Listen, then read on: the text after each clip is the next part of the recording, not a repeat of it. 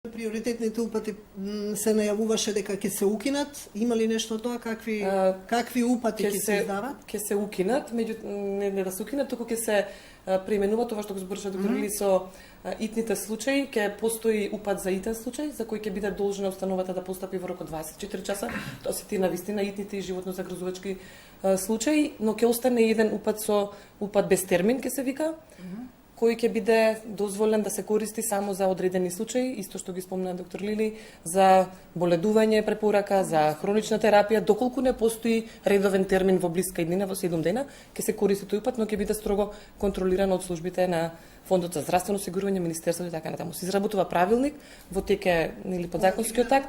Ние се надеваме дека овој месец управниот одбор на фондот ќе го донесе и дека после ќе ни бидат потребни неколку месеци за техничка имплементација, затоа што се работи за голема промена не само во овој сегмент, туку општо во образците за упатување со ги очите слабостите, ќе се надградува ли системот? Да, системот ќе се надградува. Да, во план е надграда значи на системот. Пред се што би истакнала, значи би се работело на укинување на хартијата. Ги имаме сите можности за укинување на хартијата, на рецепт, укинување на хартиениот рецепт, укинување можеби по потреба на хартиениот упат.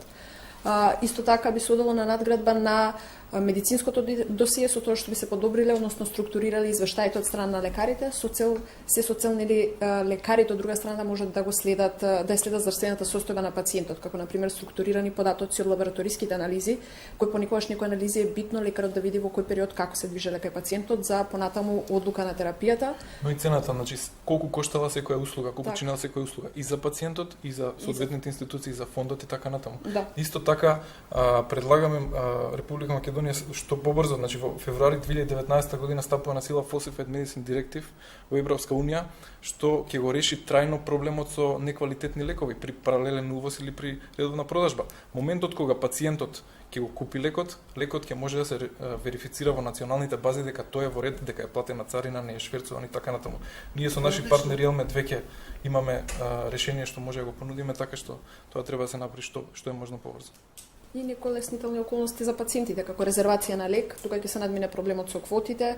Често се случува од пациентите на крај на месец да не може да најдат лек во аптека. Одговорот е квотата е надмината, да. Меѓутоа така, никој нема увид дали навистина квотата е надмината или можеби е веќе смалена, па се на некој начин чуваат лековите за можеби некој кој ќе дојде пријател или познаник во аптеката да подигне лек.